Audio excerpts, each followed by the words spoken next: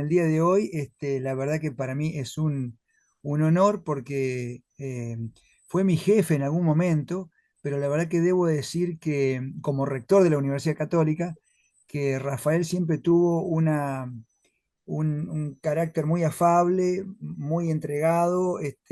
Todavía me acuerdo cuando con otros rectores se iban a las esquinas a limpiar vidrios, ¿te acordás, Rafael? Eh, Y, a vender la luciérnaga. y vender la luciérnaga, cosa que, claro, sorprendía mucho porque, bueno, y Rafael Velasco, además que de venir de una familia de una tradición de mm, ofrecernos a la cultura muchas ventanas hacia la trascendencia, tanto en los textos de su mamá como en las pinturas de su papá. Todavía tenemos una del pan y el vino, que está espectacular. Rafael es sacerdote jesuita, eh, fue rector de la Universidad Católica, como acabo de decirlo, y fue luego provincial hasta diciembre del año pasado, provincial de la provincia del Río de la Plata. No, no sé cómo se llama la provincia, Rafael. Argentina-Uruguay. Argentina no, Argentina-Uruguay. no Aru. tiene nombre de Sí. fantasía. No, no tiene fantasía, es solo, sí, Aru se llama. Bien jesuita la cosa, así bien Total. Sí, sí. austera.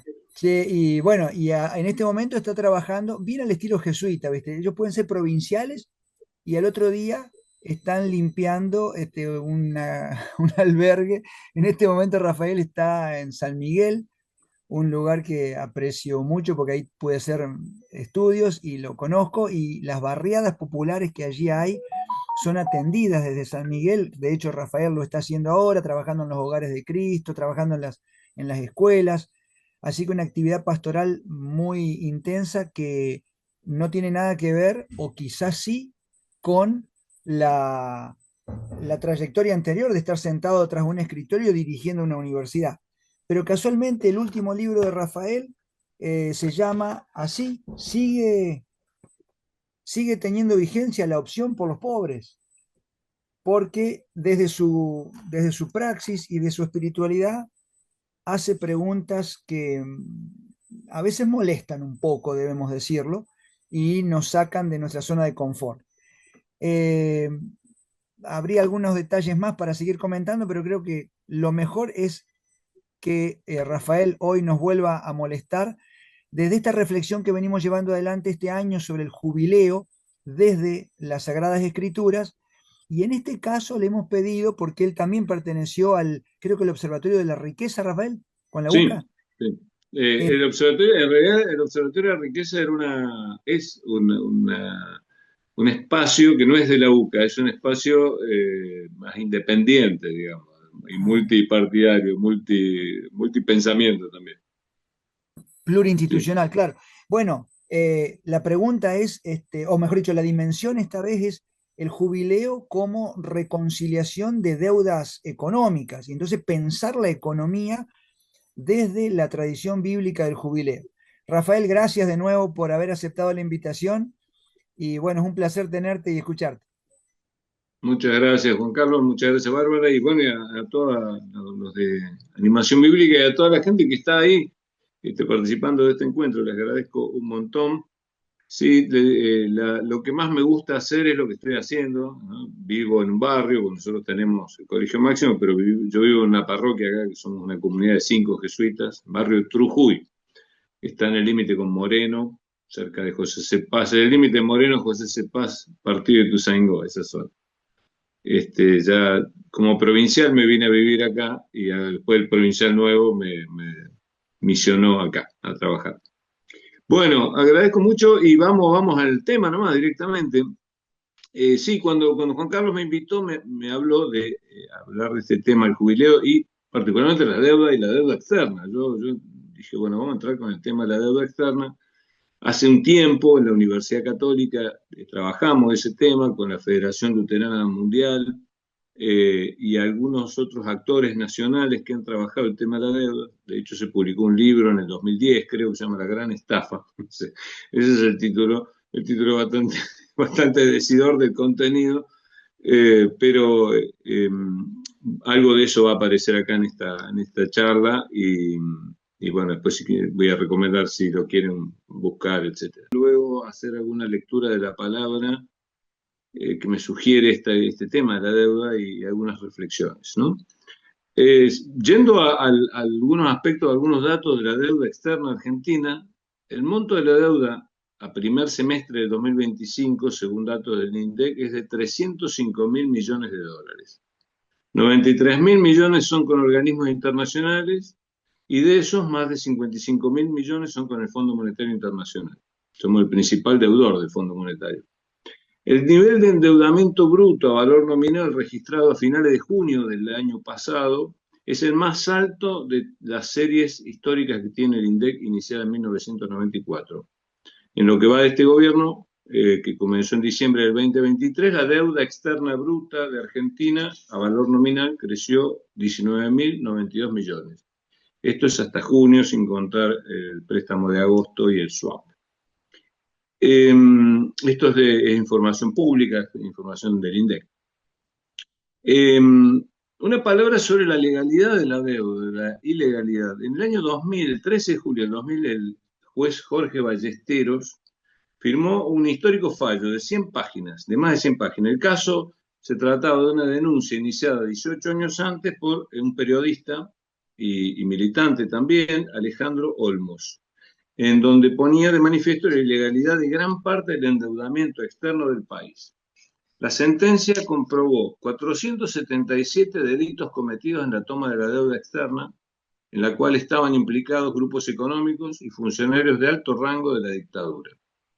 El magistrado Ballesteros resaltó sobre las irregularidades, cito parte del fallo: no se tuvo reparos en incumplir la Carta Orgánica del Banco Central de la República Argentina. Se facilitó y promulgó la modificación de instrumentos legales a fin de prorrogar a favor de jueces extranjeros la jurisdicción de los tribunales nacionales. Inexistentes resultaban los registros contables de la deuda de las empresas públicas. Con el objeto de sostener una política económica, las empresas públicas eran obligadas a endeudarse para obtener divisas que quedaban en el Banco Central para luego ser volcadas en el mercado de cambio. Cualquier parecido con la realidad. Se ha advertido también la falta de control sobre la deuda contraída con avales del Estado por las empresas del Estado.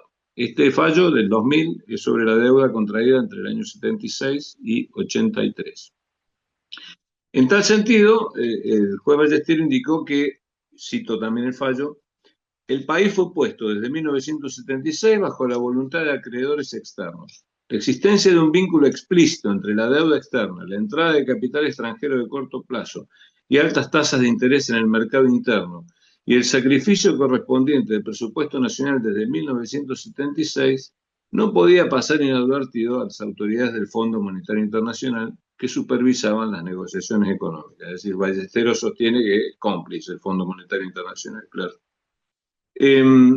Más allá de que, bueno, las circunstancias comprobadas ya habían prescrito, el juez giró su fallo al Congreso, que según la Constitución es el encargado de arreglar el pago de la deuda interior y exterior de la nación. A tales efectos, recién en el 2014, y por ley 26.984, se creó la Comisión Bicameral Permanente de Seguimiento de la Deuda Externa, continuada por la ley 27.249 de 2016, cuya función consiste en el seguimiento de la evolución, gestión y pagos de la deuda externa. La comisión está todavía activa. En la causa Olmos Gaona, iniciada en octubre y cerrada en octubre de 1982 y cerrada en el 2000, se reúnen decenas de investigaciones, millares de fojas, informes parciales, recortes de diarios, declaraciones de exfuncionarios, todos datos que durante 18 años fueron recopilándose y que desentrañan los mecanismos utilizados para estafar al país. Investigación judicial que contó con numerosos peritos, organismos oficiales y privados, locales y extranjeros, comprometió seriamente a las autoridades civiles y militares de entonces, entre ellas al ministro de Economía, José Alfredo Martínez de Oz, a su mano derecha, Guillermo Walter Klein, hijo, quien tuvo a su cargo la Secretaría de Programación y Coordinación Económica, y a los distintos presidentes del Banco Central. Pero si estos fueron los responsables políticos, los beneficiarios fueron grandes grupos económicos ligados a los centros financieros internacionales, como Macri, Fortabat, Bungibor, Bridas, Bulgeroni, Pérez Compán, Techín, Soldati, Pescarmona, que contrajeron la deuda privada que más tarde sería estatizada con seguros de cambio. La operatoria se valió de tres pilares, según el fallo. El primero, la reforma financiera y la pauta cambiaria, la apertura económica y la desindustrialización, y finalmente la represión de la resistencia y el desmantelamiento estatal. Olmo Gaona decía en la querella que primero se modificó la ley, después se hipotecó el país. Y cuando no alcanzó, se recurrió simplemente a la transgresión de las normativas vigentes. ¿Cómo se llevó a cabo ese endeudamiento del país? Mediante el endeudamiento de empresas públicas en el exterior para conseguir dólares que no utilizaban y beneficiando a empresas privadas con estos dólares a través del Banco Central, con la posterior estatización de las deudas privadas que se hicieron públicas, ¿no? Esta fuente está en el historiador. Finalmente, la Comisión Bicameral Permanente del Control de Deuda Externa está en funcionamiento, tiene algunos dictámenes. Nunca se pronunció sobre la legalidad o ilegalidad de la deuda, que es el gran tema. Otros grupos han trabajado esto, ¿no? La Federación Luterana Mundial, como digo yo hace un rato, con quien hemos trabajado en la Universidad Católica, ha abogado por la condonación de las deudas ilegítimas. Aquí en Argentina también Alejandro Olmos Gaona, hijo, Vicente Espeche Gil y Héctor Juliano han trabajado este tema de la deuda externa, de los contratos de la deuda, el Observatorio de la Riqueza Pedro Arrupe y, como les contaba, dentro de mi conocimiento del libro La Gran Estafa, que está publicado entre la Federación Luterana Mundial y la Universidad Católica. Este es el tema, ¿no? Los dólares que eran utilizados por los grupos privados para ganar con el tipo de cambio y fugar divisas, ¿no? Eso lo pone Olmos Gaona en su querella, lo dice el juez y hoy sigue ocurriendo. Vista esta realidad de la deuda externa, quería hacer como un primero, decir, bueno, ¿de qué estamos hablando cuando hablamos de la deuda? Yo digo, bueno, ¿qué dice la Biblia sobre la deuda? Me empecé a preguntar, digo yo, ¿no? Bueno, está el tema del jubileo, claro, el perdón de las deudas, que los judíos tuvieron sus dificultades para aplicar ese jubileo, pero estaba la idea de la condonación de deudas, eh, buscando en sitios, siempre parece algo de que no hay que endeudarse, en el fondo la culpa es del deudor, y no iba por ahí la cosa, así que hice una segunda mirada y me di cuenta que en realidad el tema no debería ser abordado desde el pago o no de la deuda, cosa que se puede discutir en otro ámbito, sino desde una mirada que subyace a la situación de contraer o pagar deudas. La deuda externa a día de hoy es un modo de sometimiento, es un modo de dominio del poderoso sobre el débil, ¿no? Es un modo de violencia en que los principales damnificados son los pobres. Eh, una pastora que fue presidenta de la Federación Evangélica Luterana de Chile, Gloria Rojas, decía, cuando nos preguntamos dónde está el pan de cada día en América Latina, siempre hay motivos relacionados con la deuda externa. El hambre, la injusticia social y la falta de oportunidades están todas relacionadas con la deuda. Y esto afecta a los jóvenes, a los ancianos, a mujeres y hombres y a todos los sectores de la sociedad. Cabe decir que gobierno tras gobierno en nuestro país ha validado la deuda, sin cuestionar la legitimidad de esa deuda. El tema invisibilizado no es la deuda, sino la legitimidad o ilegitimidad de algunos contratos, la legalidad de algunos contratos y de cómo se contrajeron determinadas deudas.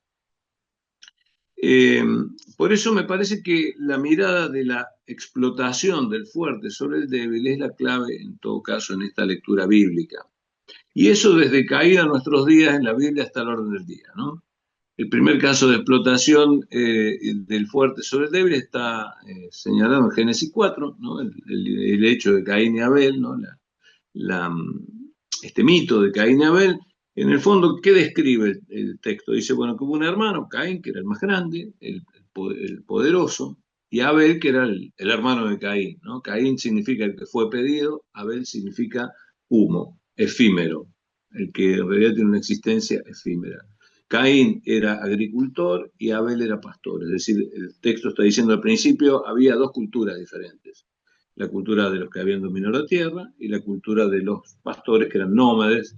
Eh, en la época de la escritura del texto queda claro que la cultura principal era la de Caín, la de los agricultores, ya que los pastores, los beduinos, gozaban de muy mala fama, eran tenidos siempre por mentirosos, tramposos, su testimonio no valía mucho.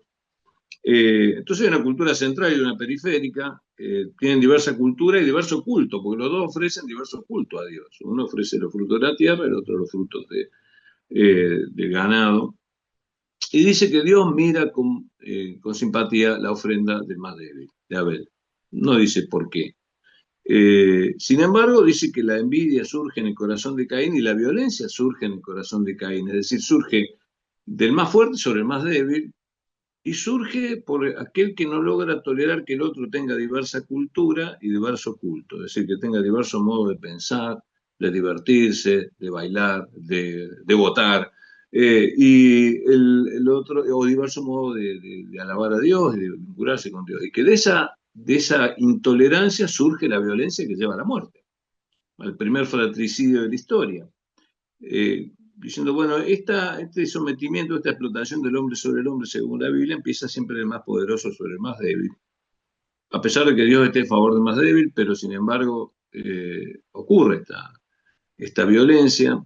Eh, Emmanuel Levinas, cuando habla de este texto, dice que la pregunta que le hace Dios a Caín, ¿dónde está tu hermano? Dice, no es una pregunta retórica, Dios sabe dónde está su hermano, pero en el fondo revela cómo Dios concibe al ser humano, nos concibe como seres responsables. Somos humanos y somos capaces de dar respuesta por el más débil, por Abel, si somos capaces de dar respuesta por aquel que es el más débil en la sociedad. Y la respuesta de Caín, dice Levinas, es la de la mayoría de los seres humanos. Y yo, a mí qué me dicen, yo soy, no tengo nada que ver. ¿Acaso yo soy el guardián de mi hermano? Dice, se burla incluso del oficio de su hermano, que es ser pastor, ¿no? Pastor es él, no yo. Eh, por eso dice, la violencia es fruto también de no reconocer al débil y de no hacerse responsable. El texto termina diciendo que, bueno, Caín fue echado, que Dios dice que no a la venganza, va a marcar a Caín y el que mate a Caín dice va a pagar 7 veces, con lo cual muestra que Dios no es partidario de la venganza. Pero dice algo interesante después, en el versículo 17 del capítulo 4 del Génesis, dice que Caín se fue lejos a otra tierra y allí se casó y tuvo un hijo y fundó una ciudad. Y el hijo y la ciudad se llaman igual, Enoc. El nombre de la ciudad y el nombre del hijo es Enoc. Hablando con Marcelo Polakov, rabino amigo mío, me dice, mirá, Hanuk es la raíz de la palabra educación. Como que Caín comprende que con el tiempo, que el remedio de la violencia es la educación. Que en el fondo la educación es sacar al hermano que llevamos dentro, ¿no? Y aprender a hacernos responsables de Abel. Ya digo, entonces esta violencia del más fuerte sobre el más débil, que tiene como paradigma esta violencia de Caín, también tiene como un remedio, trae el texto, ¿no? Eh, Después aparece en la Biblia también otra mirada sobre el tema de la violencia, pero sobre todo de la relación del ser humano con el dinero y con Dios, que es el episodio del becerro de oro, ¿no? Que está en el libro del Génesis, ¿no? Eh, que en el fondo es la idolatría como base de la explotación, ¿no? Porque dice que el pueblo se impacientó porque Moisés no volvía del cerro y le piden a Aarón bueno, que les haga un dios, ¿no? Y él le dice, bueno, está bien, vamos a hacer el Dios, pero traigan lo mejor de ustedes, traigan todo el oro acá, ¿no? Traigan todo el oro que ustedes tienen y con ese oro vamos a hacer un Dios, pero es un Dios que nosotros podamos llevar, ¿no? Que nosotros podamos manipular, llevar para acá y para allá, que pueda presidir nuestros aquelarres, nuestras fiestas, que pueda presidir todo lo que hacemos y nosotros lo transportamos. La idolatría está, no tanto, bueno, no solo en hacerse una imagen de Dios, con lo más, con lo mejor de ellos, con todo el dinero de ellos, ¿no? Con las riquezas, sino que ese Dios es un Dios que se puede transportar, un Dios que puede presidir lo que uno quiera, y no es un Dios al que uno tiene que seguir. El Dios bíblico, el Dios del Éxodo, el Dios que va como una columna de nube durante el día, y cuando para la columna de nube, el pueblo tiene que parar. Y cuando se levanta otra vez la columna, hay que seguirlo. Y a la noche una columna de fuego. Y hay que estar a disposición de ese Dios que nos muestra la cara. Y claro, la idolatría es decir, no, vamos a hacer un Dios que a nosotros lo podemos manejar. Lo haremos con el dinero que tenemos, no lo haremos con las riquezas. John Sobrino decía que el problema en América Latina no es el ateísmo, sino los ídolos con los que hacemos convivir a Cristo. Bueno, algo de esto, la idolatría en el Antiguo Testamento, la idolatría en el Nuevo, la idolatría del dinero que en el fondo hacemos convivir a veces la fe, no pocas veces nuestra iglesia ha estado vinculada más a los poderosos que a los débiles, y esto es más vinculado al becerro de oro que al Dios de Israel, ¿no? En los profetas hay también una mirada interesante de este Dios que saca la cara por el pobre y por el débil, y que finalmente denuncia a través de los profetas la injusticia y esta costumbre de Caín de vender a Abel, de oprimir a Abel, ¿no?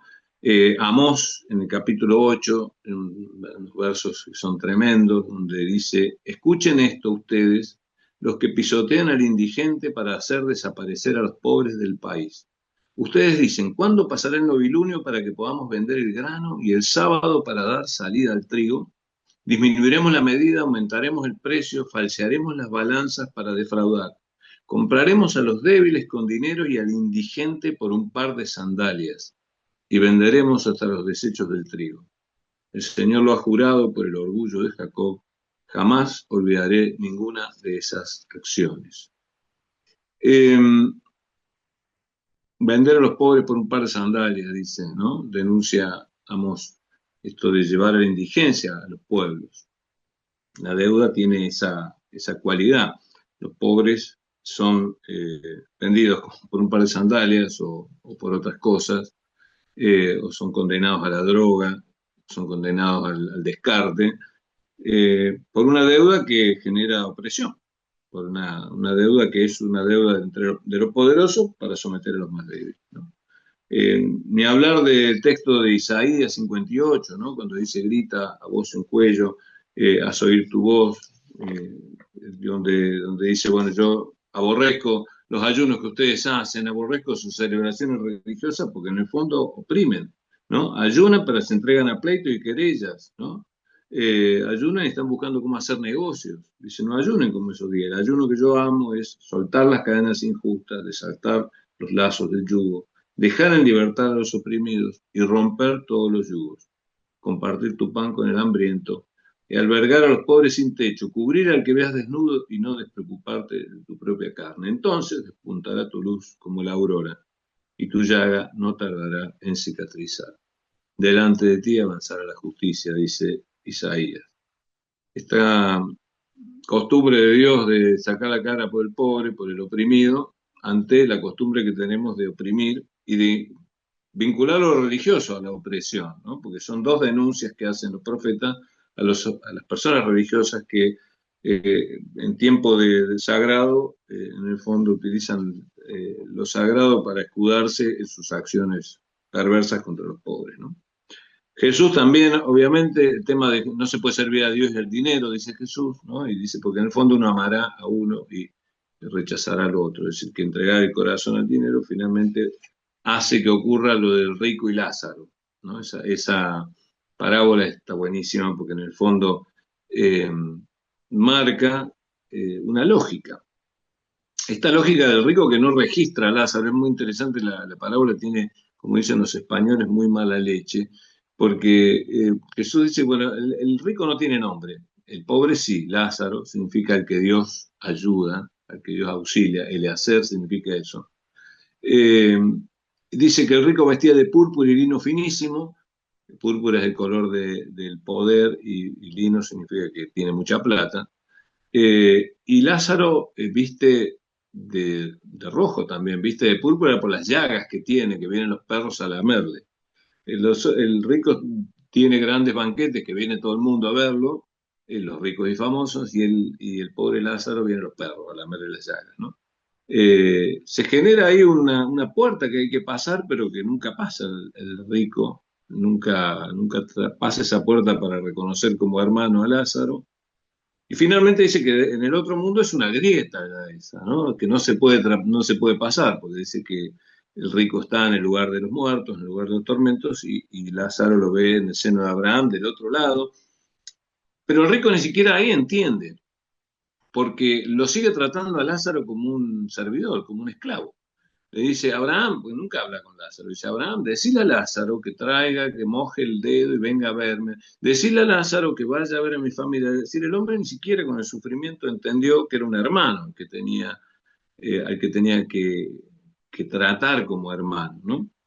Eh, Bien, ya digo, Jesús con esta parábola pone también como de manifiesto aquella dificultad de la opresión del fuerte sobre el débil, eh, y que finalmente la fraternidad es el camino, pero que es un camino arduo que se hace difícil de transitar si uno se deja llevar por la idolatría del dinero, ¿no?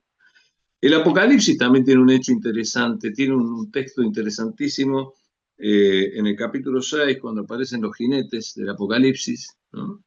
eh, Aparece el jinete de la explotación económica. Ustedes saben que el Apocalipsis es un libro que, más que hablar del futuro, está hablando de lo que le estaba pasando a los cristianos en aquel momento, ¿no? Estaban siendo oprimidos y escriben, bueno, en el fondo, ¿quién es la bestia? Es Nerón, el 666, Nerón César, ¿no?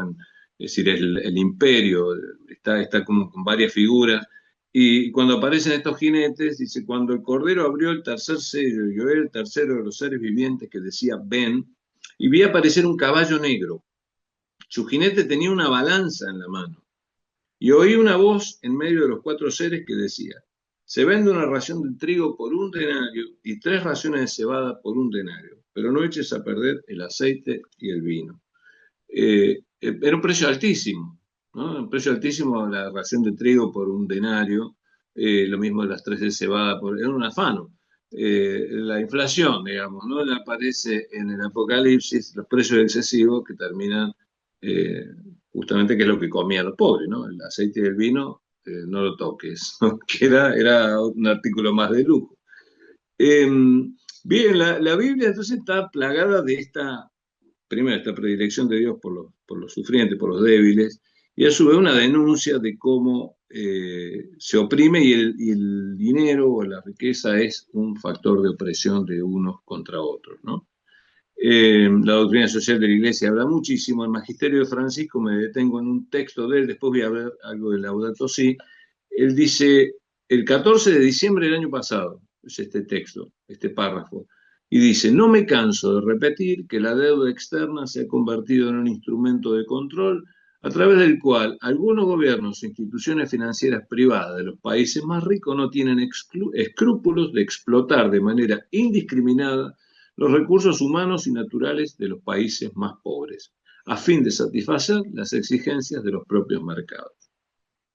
Francisco, no Carlos Marx, sino Francisco, dice esto, ¿no? En Laudato Si, que se cumplieron ya 10 años de Laudato Si, ahí Francisco aborda el tema de la deuda externa ya en aquel momento, pero aborda un tema de la perspectiva desde la cual se abordan a nivel internacional, en los foros internacionales y también en los medios de comunicación, la problemática de los más débiles, de los excluidos, de los pobres. El número 49 de Laudato Si dice, quisiera advertir que no suele haber conciencia clara de los problemas que afectan particularmente a los excluidos. Ellos son la mayor parte del planeta, miles de millones de personas. Hoy están presentes en los debates políticos y económicos internacionales, pero frecuentemente parece que sus problemas se plantean como un apéndice, como una cuestión que se añade casi por obligación o de manera periférica, si es que no se los considera un mero daño colateral. De hecho, a la hora de la actuación concreta, quedan frecuentemente en el último lugar. Ello se debe a que muchos de los profesionales, formadores de opinión, medios de comunicación y centros de poder están ubicados lejos de ellos, en áreas urbanas aisladas, sin tomar contacto directo con sus problemas. Viven y reflexionan desde la comodidad de su desarrollo y de su calidad de vida que no están al alcance de la mayoría de la población mundial. Esta falta de contacto físico y de encuentro, a veces favorecido por la desintegración de nuestras ciudades, ayuda a cauterizar la conciencia y a ignorar parte de la realidad en análisis sesgados. Esto a veces convive con un discurso verde, entre comillas, pero hoy no podemos dejar de reconocer que un verdadero planteo ecológico se convierte siempre en un planteo social, que debe integrar la justicia en las discusiones sobre el ambiente para escuchar tanto el clamor de la tierra como el clamor de los pobres. Bastante contundente esto de Francisco, pero me interesa mucho que él aborda un tema, la perspectiva de la que se ven los temas, ¿no? El tema de la deuda externa, se ve si hay que pagar o no pagar, si este gobierno tomó deuda o no tomó deuda. No se ve la perspectiva de qué significa esto a la hora del desarrollo o la falta de desarrollo de educación, de la entrada de la droga en nuestros países, en nuestros barrios populares. Bueno, ¿no? Eso no aparece visibilizado porque la perspectiva es justamente la perspectiva también de los que prestaron la plata. Y hay una perspectiva que John Sobrino tiene una cosa interesantísima en su libro La fe en Jesucristo. En su introducción él dice, bueno, se podría dividir las personas en dos tipos de personas, ¿no? Los seres humanos. Estamos los que damos la vida por supuesto y los que no dan la vida por supuesto. Él dice, los que damos la vida por supuesto somos las personas que al levantarnos, al finalizar el día, si nos ocurre una desgracia, si tenemos algún problema de salud, iremos al hospital. Si tenemos problemas legales, tenemos un abogado que nos puede ayudar. Eh, Podemos estudiar más o menos si hemos llegado a un determinado nivel de cultura educativa. Dice, pero los que no dan la vida, por supuesto, no saben si van a terminar el día cuando empiezan. Capaz que los matan en un ajuste de cuenta, en una balacera en el pasillo de la villa, que si se enferman van a tener que muchas veces morir de enfermedades curables porque el tratamiento llega cuando ya no tiene sentido, porque no llegaron los medicamentos, porque le dieron turno quién sabe para cuándo. La escuela van a tener que penar como pueden. Dice, bueno, las cosas, dice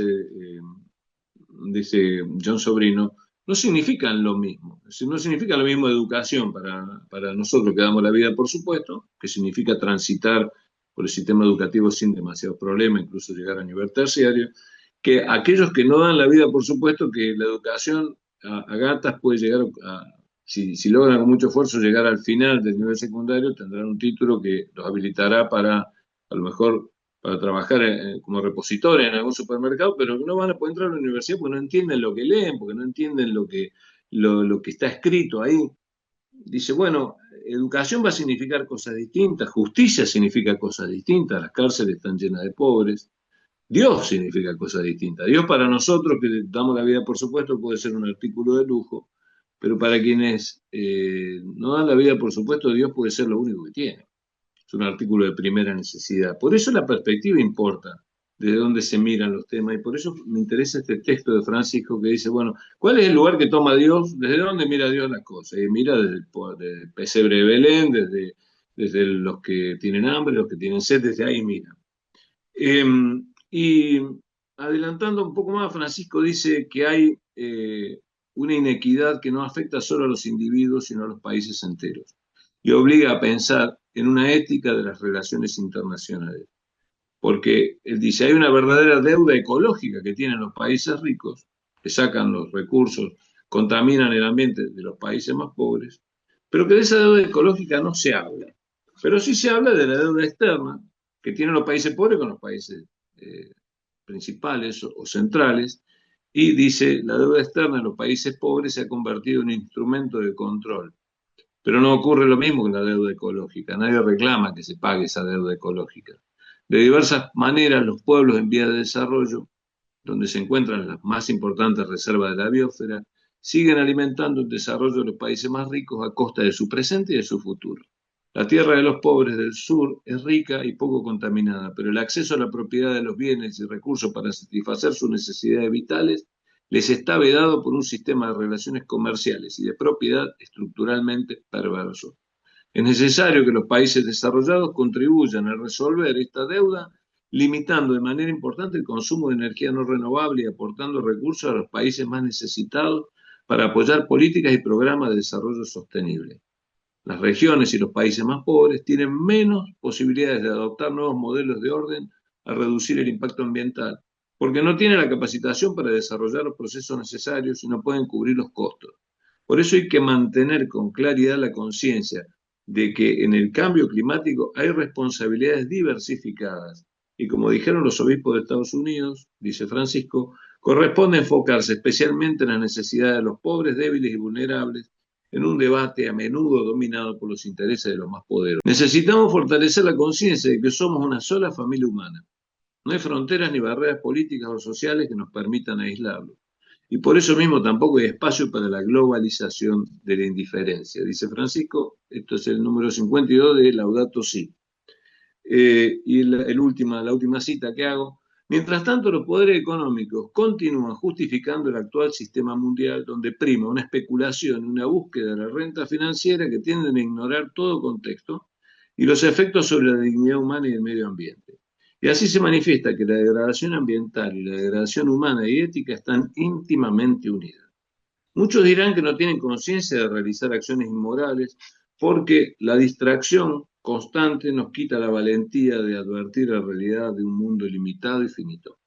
Por eso, hoy cualquier cosa que sea frágil como el medio ambiente queda indefensa ante los intereses del mercado divinizado, convertido en regla absoluta. Bien, dicho esto de Francisco, algunas reflexiones sobre esto, sobre la deuda, sobre lo que venimos desarrollando de la dominación de los poderosos sobre los más débiles, eh, y algunas consecuencias en la vida cotidiana y algunos caminos que a mí me parece que podríamos transitar. Una primera reflexión es que el problema es tan profundamente humano que es religioso. Leopoldo Marechal en el Adán Buenos Aires, en el capítulo 7, tiene su viaje a la Cacodelfia, que es como el infierno criollo, es una versión criolla del infierno de Dante. Y él va, Adán Buenos Aires va con Jules y llegan al infierno de los avaros. El infierno de los avaros es una fábrica destruida, una fábrica que está en ruinas, y el que está en el infierno, claro, es el empresario, que está ahí desesperado, que los va a ver a ellos, los mira, y está desesperado porque el empresario, su infierno es creer que van a venir el foguista, que mantenía el fuego de la caldera, y el aserrador a querer hacerle volar la fábrica.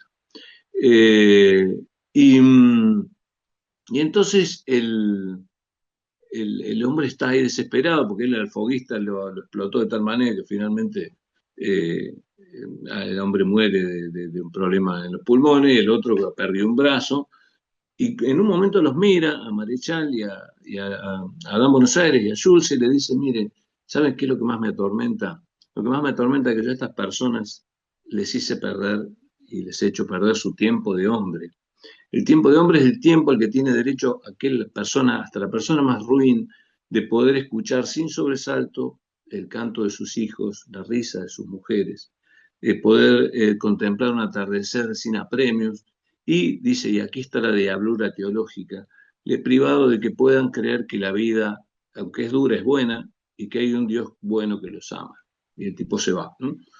Eh, la pérdida del tiempo de hombre, de la posibilidad de las personas de vivir más humanamente, y la diablura teológica de poder creer o sentir que hay un Dios bueno que los ama, ¿no?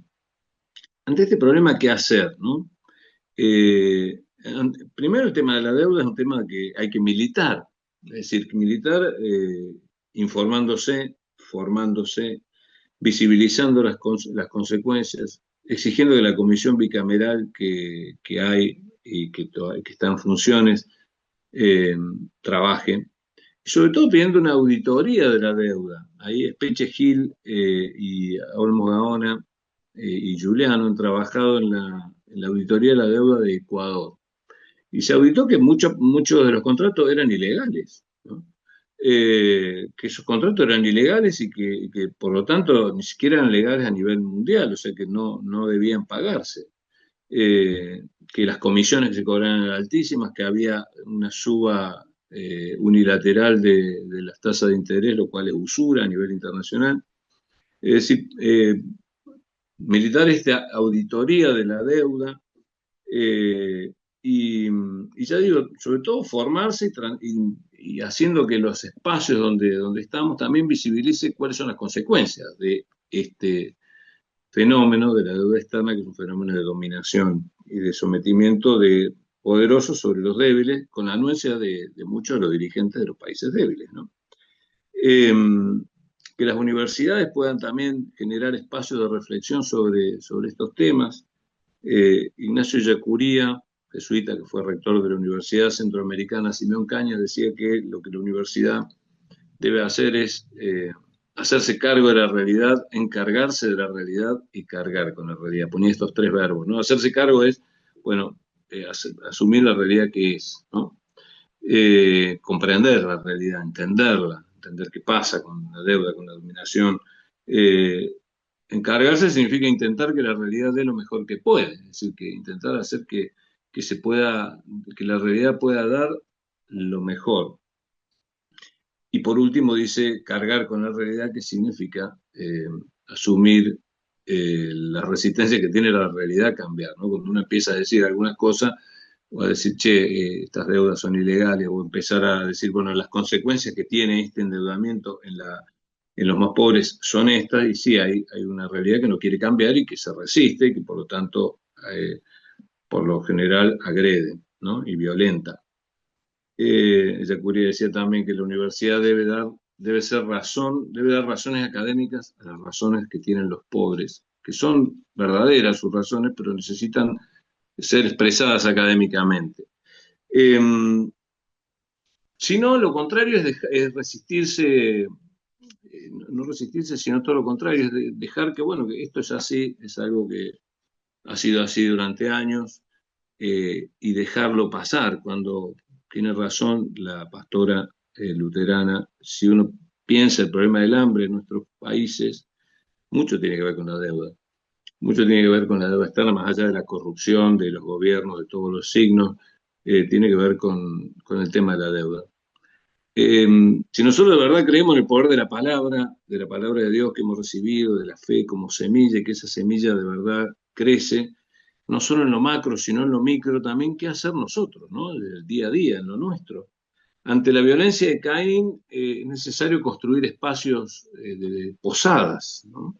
Posadas no como posadas misiones, sino como la posada del buen samaritano, ¿no? Hay una interpretación de la parábola del buen samaritano que es de orígenes, creo que es del siglo II o III del cristianismo, que es uno de los padres de la iglesia, que dice que, bueno, tenemos la interpretación tradicional, pero él dice, bueno, el apaleo en realidad somos la humanidad. El buen samaritano es Cristo, que viene, se compadece de nosotros, nos carga sobre sí, sana nuestras heridas, pasa la noche con nosotros, y nos deja al cuidado del posadero, que además le da dos monedas, le dice, mira, tomá, yo te doy para que vos lo cuides, pero lo que vos pongas de más, yo te lo voy a pagar al volver, cuando vuelva yo, en la segunda venida, ¿no? Con lo cual corre un poquito esta interpretación el lugar de nosotros, ¿no? No solo como samaritanos que auxiliamos al apaleado, sino como posaderos que ayudamos a que las personas puedan, las comunidades puedan rehacerse, ponerse de pie y seguir, sanar. Aquellos que han sido redimidos por Cristo, pero que nuestras comunidades, nuestras iglesias, nuestros lugares sean comunidades de vida, donde las personas puedan ir sanando sus heridas y emprender un camino, ¿no? La posada no es el camino de llegada de nadie, pero es un lugar que ayuda a que las personas puedan seguir. Que nuestras comunidades puedan ser eso, ayudar a generar espacios donde la vida se le hace un poco más llevadera a aquellos apaleados del camino. Generar espacios de reino en nuestras comunidades, quiero decir comunidades religiosas, como parroquias, capillas, pero también nuestros lugares de trabajo, nuestros lugares donde a lo mejor trabajamos en las organizaciones, donde tenemos un espacio que podemos llamar algo parecido a comunidad. Y ahí hay también un texto hermoso del Evangelio de Marcos, ya con esto voy terminando. Eh, Marcos pone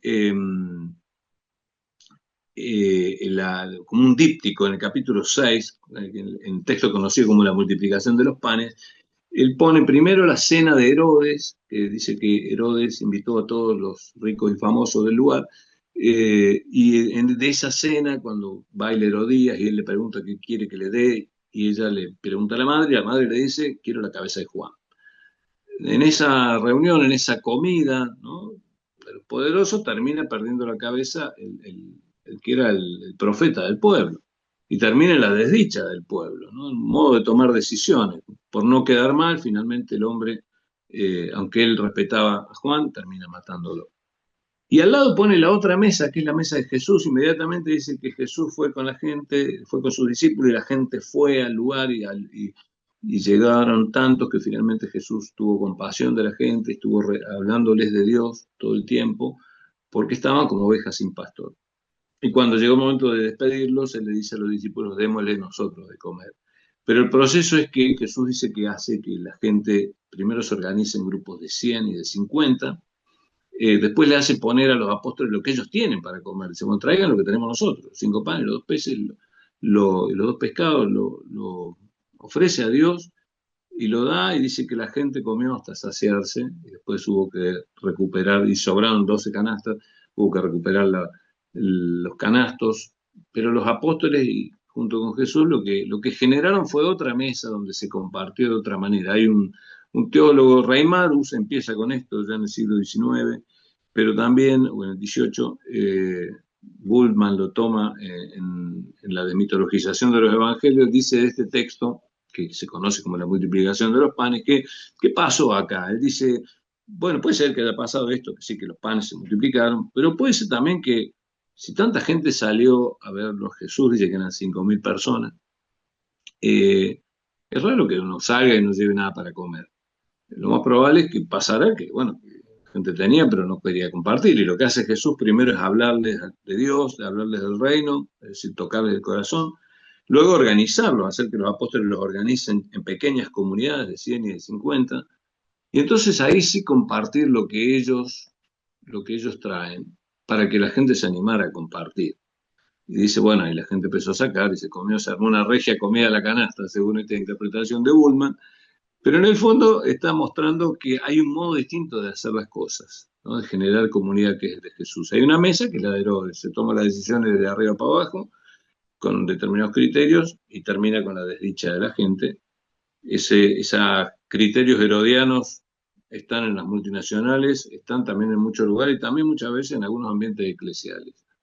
El otro modo, el modo de Jesús, de compartir primero la palabra, de compartir, ayudar a que la gente se organice, de poner lo que ellos se alimentan para que finalmente haya y sobre, es otro modo de generar espacio, de generar iglesia, ¿no?, de generar comunidad, espacios de vida, donde el reino alimenta. Y a mí hizo notar también, Marcelo, que yo siempre hablamos de los panes, pero dice, ¿y los pescados? Y yo le digo, sí, también se multiplicaron, ¿no?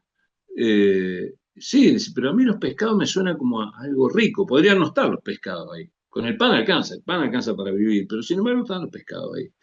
Los pescados como algo sabroso son menos que los panes ahí en el texto, pero sin embargo, como Jesús tiene un mimo con la gente también, algo, un gesto de ternura, no es solo lo que hace falta para vivir, sino también lo gratuito, aquello que da gusto al vivir. Me gustó esa comparación de que también los pescados tienen ese sentido de que no es solo a cara de perro el reino de Dios, sino que también hay espacio para la fiesta, para el compartir, para lo gratuito, ¿no? Finalmente es un modo de vida distinto el que generará un modo de pensar distinto y un modo de vivir distinto. Por eso hay que militar el tema desde todos los lugares, pero sobre todo desde la vida de la comunidad, de generar un espacio de vida distinta que genere pensamiento distinto, que genere espacios de reino. Termino con esta cita de Italo Calvino. Calvino dice en Las ciudades invisibles, el gran Marco Polo le va contando al gran Khan cuáles son las ciudades que visitó y le dice, yo te voy a hablar de la ciudad invisible, al final te voy a hablar de esa ciudad. Y el gran Khan le dice, bueno, dale, contame. Y todas las tardes le va contando de una ciudad hasta que finalmente le dice, bueno, te voy a hablar de la ciudad invisible, pero la ciudad invisible no la podemos ver en el mapa de tu reino. No hay un lugar geográfico que yo señalo y digo, está acá o está allí. O sea, yo no te la puedo mostrar diciendo, ahí está. pero sí la podemos descubrir porque tal vez está en este momento surgiendo en diversos puntos de tu reino. Cuando unas personas se encuentran, cuando hay un encuentro entre dos, cuando ocurre algo luminoso, ahí yo te puedo decir que está surgiendo esta ciudad invisible, pero hay que estar atento a esa ciudad cuando va surgiendo. El gran Khan, político al fin, le dice, mira, no me sirve esa ciudad, porque al final a todos nos termina absorbiendo la ciudad infernal y ahí nos vamos todos. Y Marco Polo le dice, es verdad, el infierno de los vivos existe. Hay uno que ya está aquí, que es el que formamos estando juntos. Pero hay dos formas de enfrentarse a ese infierno. Una es hacerse parte del infierno de tal manera que finalmente uno ya ni siquiera nota que existe ese infierno. Y la otra dice, exige valentía y exige mucha lucidez. Y es darse cuenta en medio del infierno quién y qué no es infierno y hacerle espacio y hacer que dure. Bien, hasta aquí llego. Acá, bueno, Juvencio, que es un compañero que ahora también fue alumno y vos fuiste rector de él, Mirá vos. nos está Espero me acompañando. perdonarán. No, no,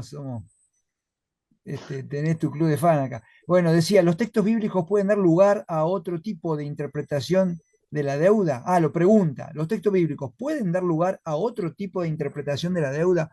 ¿O esta es la única manera de ver la deuda? Pensando en muchos gobiernos que hablaron bondades de endeudarse con entidades internacionales. Después, a ver, alguien de la animación bíblica, algún compañero dice, para los cristianos que damos la vida por supuesto, ¿qué podemos hacer para no dejarnos ver, no dejar de ver a los otros como hermanos?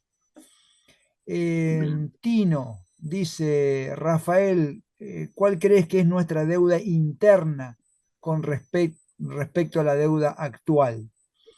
Nuevamente Juvencio dice, el actual secretario de Finanzas y de Defensa de la extensión de la hora laboral a 12 horas dijo, ay, ¿para qué quiere tanto tiempo libre el trabajador? Bueno, esa no hace falta que la conteste, Está bien. porque Te lo puede podría ser, contestar Marechal. claro, Marechal con eso de las horas hombre. Bárbara dice, qué hermosa imagen, nosotros somos los posaderos que recibimos a los heridos que nos encargó el buen samaritano, gran misión. María Macarena dice, padre, desde la luz del Evangelio, ¿cómo podemos discernir el sentido de justicia cuando una nación como la nuestra, con deudas que perpetúan la pobreza de su pueblo, mientras benefician a unos pocos? Bueno, Tino dice de vuelta, muy bueno, me encantó lo de la ciudad invisible. María Jacob, siempre es un placer escucharte, querido Rafa. Gracias. María Gabriela debe ser. Creo que los cristianos ante todo tenemos que hacernos cargo de que hay una doctrina social de la iglesia en sintonía con un Jesús que dio la cara por los más débiles. Negar el compromiso social y político de los cristianos nos hace caer muchas veces en la idolatría o en un misticismo etéreo sin anclaje en una realidad que nos interpela.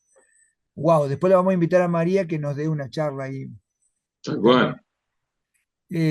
Tino dice también, yo también del Colegio Sagrada Familia Jesuita. Ah, mirá vos, Tino, Bien, bien, bien. tomá. Bueno, Rafa, estos fueron los reflejos de, ¿querés Bien. Sí, me preguntas? fui anotando algunas de las cosas. Bueno, primero le agradezco mucho los reflejos, el tomarse el trabajo de hacer una reacción y de poder ampliar el diálogo.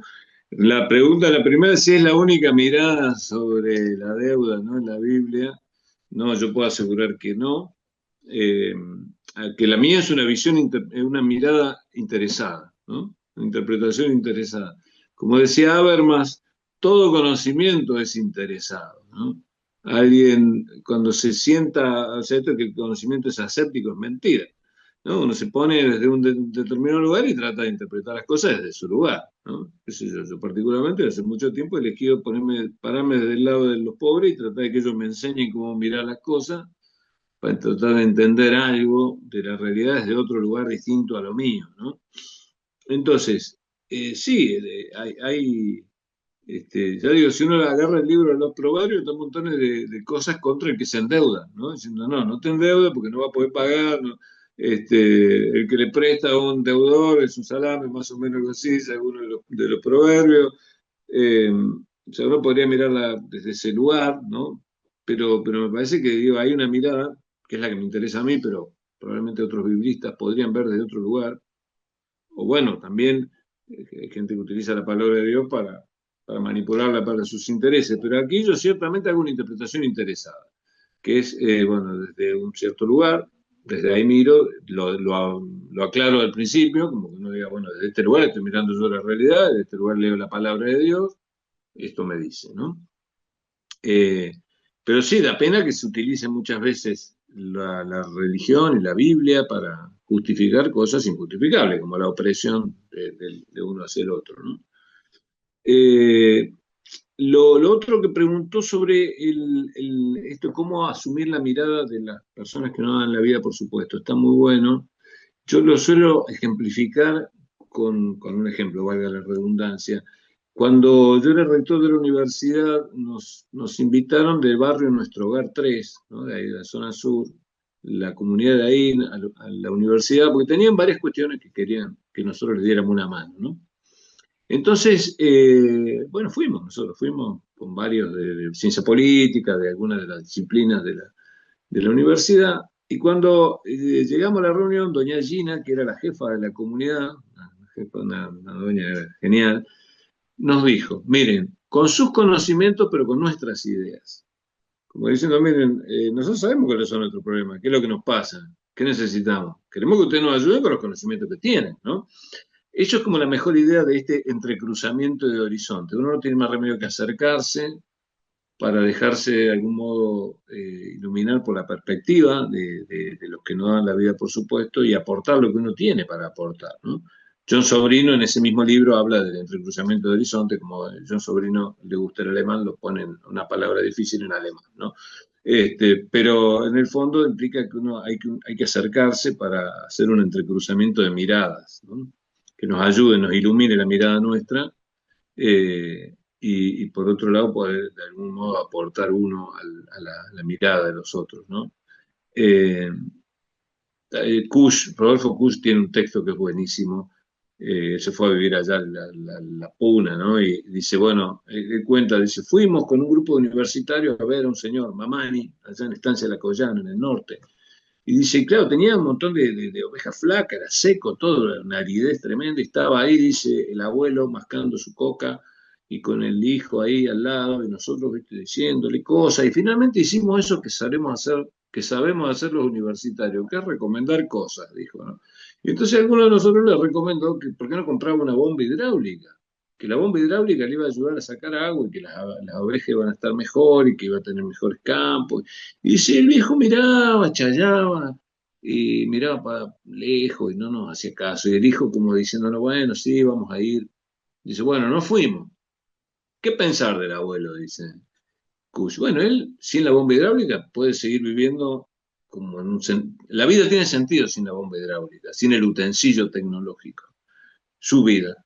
La nuestra no tiene sentido si no tenemos el utensilio. Le estamos diciendo que lo acepte porque en el fondo nuestra vida tiene que tener sentido. Si acepta al aceptar nuestro utensilio tiene que aceptar nuestra cosmovisión del mundo, ¿no? Y dice, claro, a ver, nosotros pensamos que transformamos el mundo, pero finalmente somos transformados por aquello que hemos hecho, ¿no? Bueno, este entrecruzamiento de horizonte implica eso, asumir la perspectiva del otro también, ¿no? La deuda externa la deuda interna y el sentido de justicia. Van juntos, me parece, ¿no? Preguntaron, o que comentaron más bien. Sí, hay una deuda interna enorme, eh, que digo que tiene causas, o sea, que tiene resoluciones políticas, también culturales. Voy también a la doctrina social de la Iglesia. A mí me llama la atención como mucha gente eh, que se dice creyente y resuma muchas veces un odio al pobre que es impresionante, ¿no? O resume ese discurso que Adela Cortina llamó de aporofobia, ¿no? De odio al pobre, ¿no? El pobre es culpable de ser pobre, porque son unos vagos, son planeros, son, ¿no? Hay un desconocimiento y un desprecio por la realidad de los más pobres, ¿no? Eh, Sí, empieza por ir construyendo espacios de fraternidad, ¿no? Por ir construyendo puentes. Porque el rico pase la puerta, que no pasó nunca, ¿no? Como no atravesó la puerta, se transformó en una grieta eso. Y hay que generar espacio para que nuestros alumnos de los colegios vayan a los barrios, para que los universitarios trajinen los barrios y comprendan, para que los de los barrios puedan acceder a la universidad y a lo que la universidad ofrece.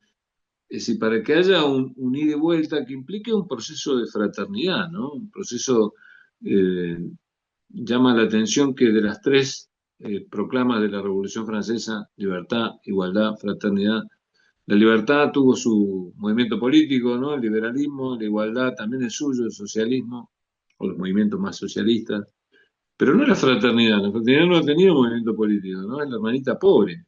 Y finalmente es la que hay que hacer crecer, porque es la que tiene que unir las dos, ¿no? La libertad y la igualdad. No hay un partido de la fraternidad, ¿no? Había un sindicato de la fraternidad que era el de los ferroviarios.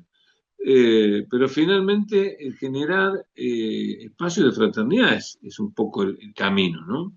De ir uniendo lo contrario de la cultura del odio en la que estamos metidos, ¿no? Con la que estamos envenenados todo el tiempo.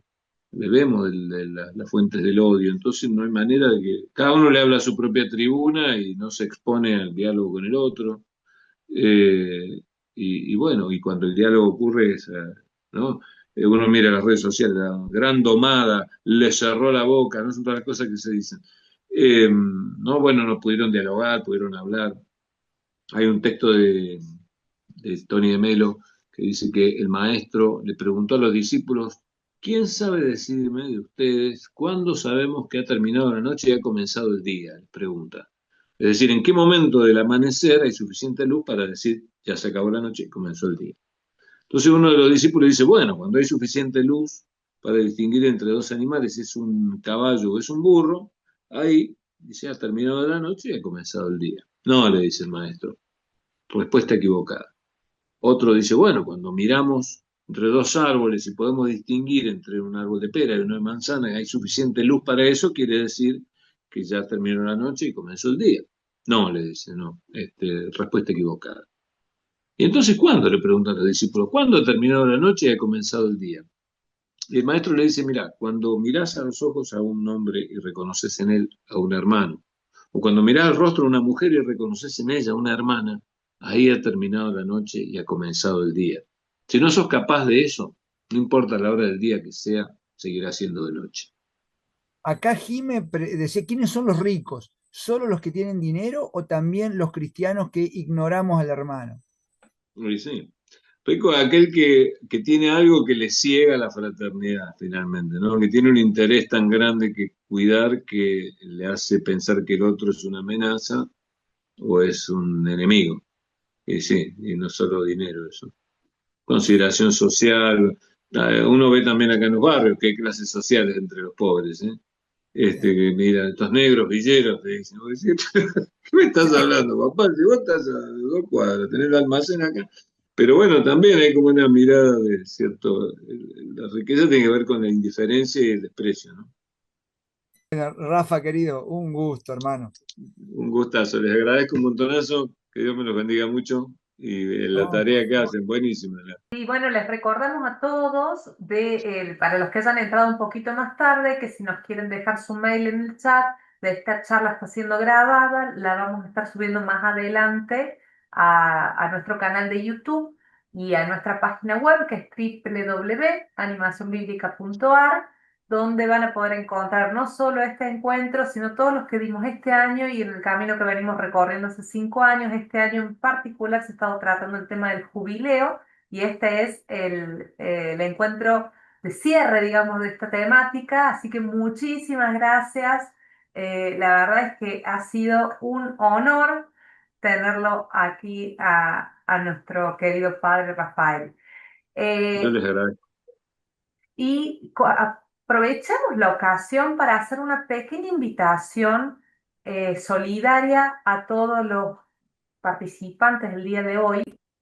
Les contamos que está próximo a realizarse un encuentro que se llama un recital, digamos, de músicos católicos Esto es algo muy importante para la música dentro de nuestro credo, es algo que por lo general no le estamos dando el lugar que merecen a nuestros artistas. Es un esfuerzo muy grande impulsado por Estudio María, que colabora también con nosotros muchas veces en la difusión de nuestros encuentros.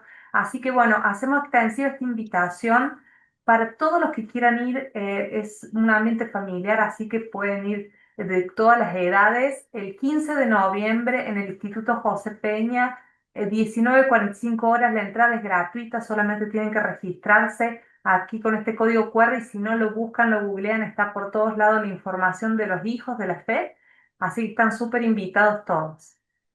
Y si les parece también, hacemos una oración para cerrar este momento. En el nombre del Padre, del Hijo, del Espíritu Santo. Amén. Señor, con el corazón lleno de gozo por lo que hemos gustado en este taller y guardamos de él, danos un oído sensible a la cotidiana escucha de tu palabra, un corazón abierto a la guía de tu santa Ruaj y las manos dispuestas al compromiso con tu reino y en especial con los más pobres. Animados por tu palabra, sepamos salir a anunciarte y ser animadores de nuestros hermanos y hermanas. Amén. Bueno, muchísimas gracias a todos. Esperamos vernos en la próxima.